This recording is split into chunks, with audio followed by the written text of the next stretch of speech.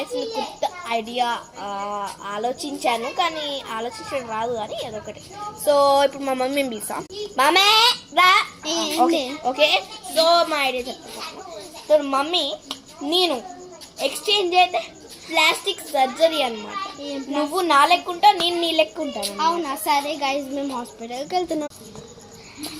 Hospital నుంచి వచ్చినాం. Hospital నుంచి వచ్చాం ఇప్పుడే. చూడండి, నేను మమ్మీని కానీ అక్కడ అయ్యాను తిన్నా.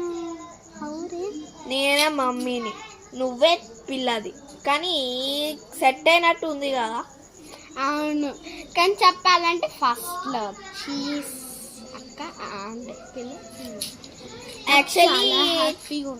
యాక్చువల్లీ గాయస్ మా చెల్లి కొంచెం ఫారెన్ వెళ్ళింది చదువుకోవడానికి.